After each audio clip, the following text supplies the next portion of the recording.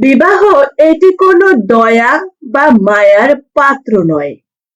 এটি সারা জীবন একসাথে চলার একটা গুরুত্বপূর্ণ অধ্যায়। এই অধ্যায়ের ভিতরে যদি একটা খারাপ মানুষের প্রবেশ হয়, তাহলে একটা জীবন শেষ হতে আর কিছু প্রয়োজন পড়ে না। তাই বিবাহ করার আগে আবেগ, দয়া, মায়া না পড়ে বিবেক বিবেচনা করে জীবন সঙ্গী নির্বাচন করুন। দক্ষতা তৈরি হয় অভিজ্ঞতা থেকে, আর অভিজ্ঞতা আসে ব্যর্থতা থেকে। তাই ব্যর্থতা খারাপ কিছু নয়, এটা সাফল্যর প্রথম ধাপ। অর্থ থাকলে গোটা পৃথিবীর সাক্ষাৎকার নিতে চায়, আর না থাকলে আপনজন পরিচয় দিতেও লজ্জা পায়। 18 বছর আগে বিয়ে হলে প্রশাসনের কাছে খবর চলে যায়, কিন্তু 30 বছর পার হয়ে যাচ্ছে, অনেক ছেলে মেয়েদের বিয়ে হচ্ছে না। এটা নিয়ে প্রশাসনের কোনো মাথা ব্যথা নাই কেন? 5টি অভ্যাস নিজে থেকে ছেটে ফেলুন। 1. অন্যর দয়া কামনা করা। 2. পরিবর্তনে ভয় পাওয়া। 3.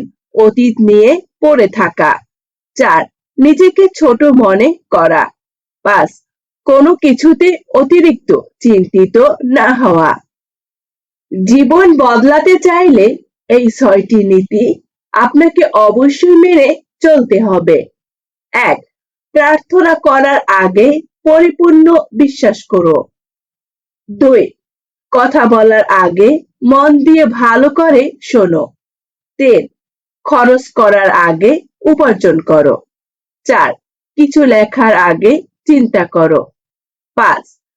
হাল ছাড়ার আগে চেষ্টা করো। 6. মরার আগে বাঁচতে শেখো। 7. যথাসম্ভব কম কথা বলো এবং অপ্রয়োজনীয় কথা বলা থেকে বিরত থাকো। মানুষের বহুরূপী ছলনার আচরণ শুরুতেই চেনা যায় না, বলে বেঈমান মানুষরা দিব্যি দুর্বলতার সুযোগ নিয়ে আঘাত করে। বেঈমানি কখনো অপরিচিত মানুষেরা করে না, বেঈমানি করে কাছের এবং পরিচিত মানুষরাই। বাবাকে কখনো অবজ্ঞা করো না। বাবা যতই গরিব হোক, বাবার মতো শক্ত হাত পৃথিবীতে কারো নেই।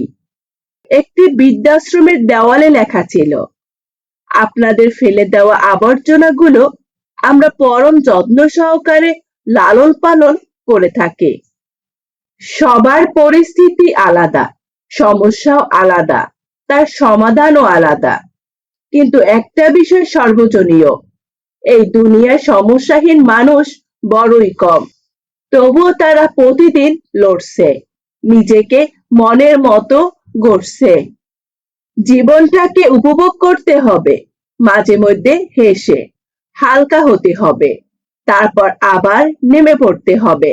নিজেকে নিজের চোখে পরিপূর্ণ দেখার এক অসীম লড়াইয়ে। হাল ছাড়লে চলবে না, হাঁটতে হাঁটতে একদিন ঠিক জিতে যাব আমরা।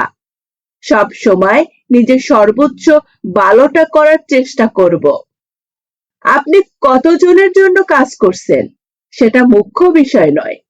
যার রাগ বেশি সে নীরবে অনেক ভালোবাসতে জানে। যে নীরবে ভালোবাসতে জানে তার ভালোবাসার গভীরতাও বেশি। আর যার ভালোবাসার গভীরতা বেশি তার কষ্ট অনেক বেশি।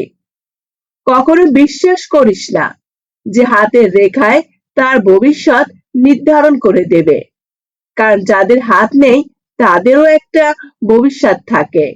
Just believe yourself.